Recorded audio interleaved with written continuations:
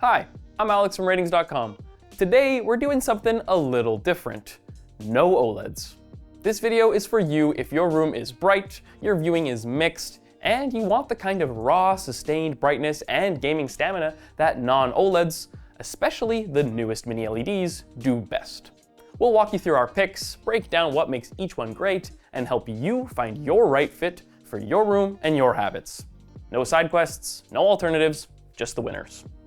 Now, before we get to the picks, you should ask yourself two things. First, how bright is your space?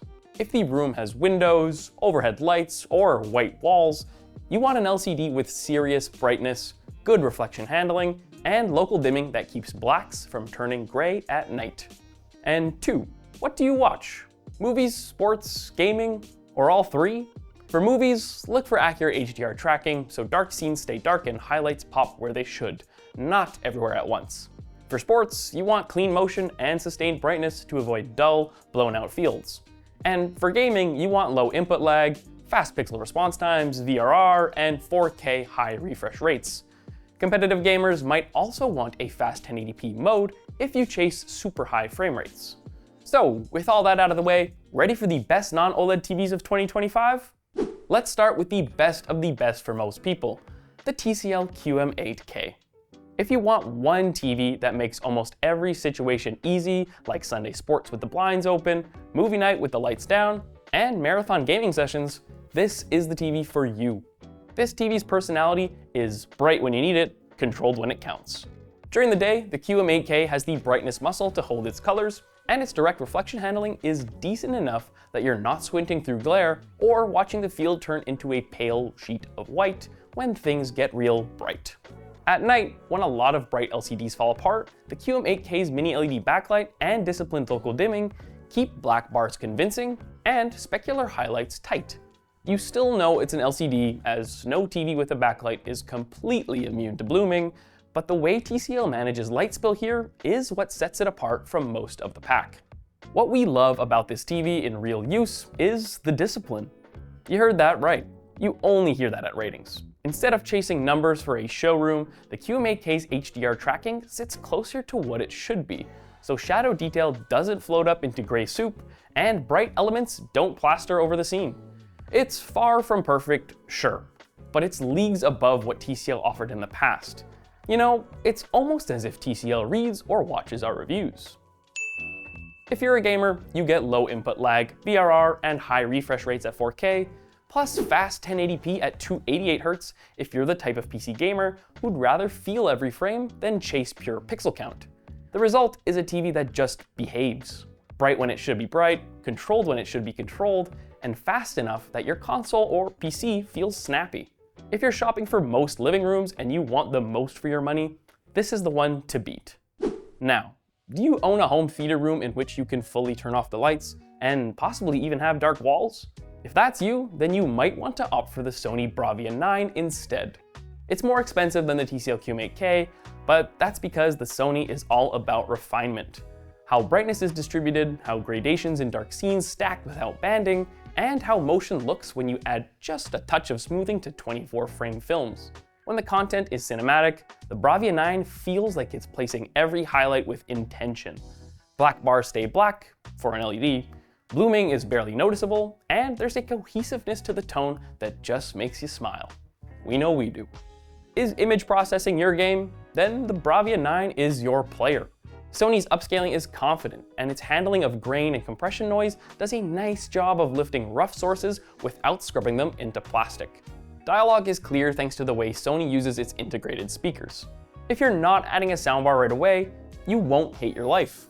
And if you do own a Sony soundbar, you can use the TV as your center channel, which is a nice touch. But here's the catch. This is not the gaming pick. Input lag and high frame rate flexibility are fine for casual play, but if you want the most frames per second, you'll be seriously disappointed with just 120Hz at 4K or 1080p, especially on a TV this expensive. And if you like your games to be mostly blur-free when in motion, look elsewhere, because this TV's pixel response times are on the slower side. Ultimately, if movies are your priority and budget isn't a concern, the Bravia 9 is the connoisseur's LCD. If you want one TV to do everything fast, stick with the QM8K. If you love the Sony look but don't want to stretch to Bravia 9 money, the Bravia 7 is the sweet spot for our premium mid-tier pick. It follows the same core philosophy: composed tone mapping, tasteful motion, and disciplined dimming, but scaled down to a friendlier price. In a light-controlled room or one with modest ambient light, the Bravia 7 still looks undeniably premium. Sure, it's not nearly as bright as the TCL QM8K or the Bravia 9, and it can't quite as easily overcome glare in very bright rooms, but it still manages just fine. Shadow detail holds together in moody scenes, whites stay clean instead of blowing out, and camera pans in sports stay tidy without whipping up artifacts. It's solid. You'll also notice the premium feel in daily use. Upscaling is steady, streaming doesn't look overprocessed, and the set's picture presets give you a credible starting point without an ISF calibrator certification. For gamers though, it shares some of the same flaws as its more expensive sibling. It's limited to 120Hz on only 2 HDMI 2.1 ports, and its pixel response times are slow. If you're a home theater purist on a budget, this is your TV. But if you'd prefer a TV that can do it all, you might want to look at our next pick, the TCL QM7K. If you heard everything I said earlier about the QM8K and thought, that, but cheaper, the TCL QM7K is your move. This is where the value story gets real. You step into mini LED and real local dimming at a price where a lot of competitors are still edge-lit. The picture you get in a bright room is properly punchy. SDR has body, HDR highlights actually sparkle, and you don't have to draw the curtains to enjoy an afternoon game. While it isn't as bright as the Bravia 7, it handles glare much better, partly making up for its lack of top-tier brightness. At night, the QM7K keeps black levels convincing, and while you can catch some haloing and blooming in some scenes, it lands on the right side of control, often enough that movies stay immersive.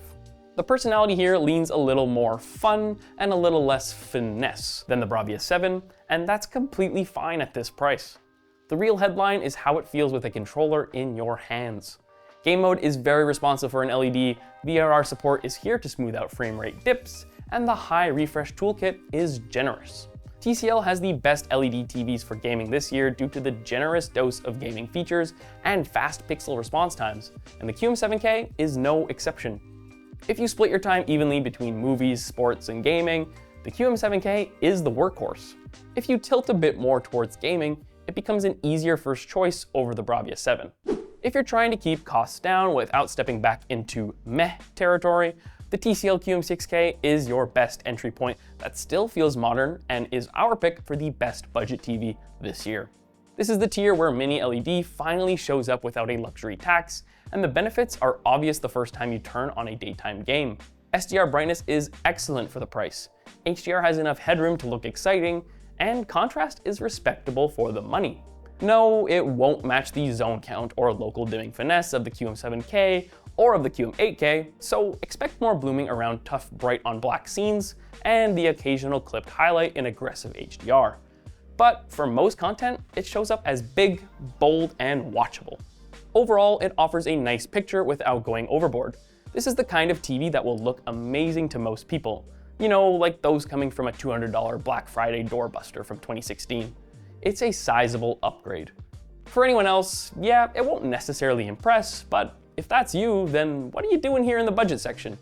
For gamers, the QM6K checks all the right boxes. Low input lag, VRR, and high refresh support up to 4K, plus those fast 1080p modes that make a budget PC feel like it just got faster. If you're upgrading from an older 60Hz TV, this will feel like you jumped a generation without emptying your wallet. Finally, if your priority is to get the biggest, brightest screen for the least money possible, the Hisense QD6QF is the answer and our pick for the best cheap TV. Now, yes, this is a clear step down from every other TV on this list, especially as it's the only one without local dimming. But it's still a step up from some of the cheap models many people tend to buy. Think of this as the I need a big TV for sports, YouTube, and weeknight shows in a bright room, and I don't really care about much else pick. Its brightness is disappointing and its contrast is underwhelming. But if you're shopping for someone who wants a simple, decent looking TV, they'll be happy with this. The nice thing about this Hisense is that it's more accurate in HDR than most other 2025 Hisense TVs. even the high-end models. And it's also pretty accurate out of the box. How's that for value? Plus, it can double as an unremarkable but still somewhat adequate gaming TV. Its pixel response times are snappier than both of the Sonys we recommended earlier. Overall, this TV won't impress anyone who knows what local dimming is, but if you're buying it for your mother, she'll be very happy with it. Let's wrap it up. If you want the non-OLED TV that handles everything from bright days to dark nights and speedy gaming, get the TCL QM8K. If movies are your personality trait and you want the most cinematic, cohesive LCD image, and you're not chasing gaming specs, go with the Sony Bravia 9. If you want the Sony look without the flagship price, pick the Bravia 7. If you want something almost as good as the flagship TCL, or if gaming is your main focus and you don't want the Bravia 7, grab the TCL QM7K. If you need to keep the price down but still want a modern, responsive TV, the TCL QM6K is your move. And if the priority is biggest screen for the fewest dollars, the Hisense QD6QF is the best truly cheap buy this year. Happy shopping! If you want to dive deeper, check out our site for the full test results, photos, and performance data. Thanks for watching, drop your questions in the comments below, and tell us what you're upgrading from. We want to know. Until next time, I'm Alex from Rtings.com, where we help you find the best product for your needs.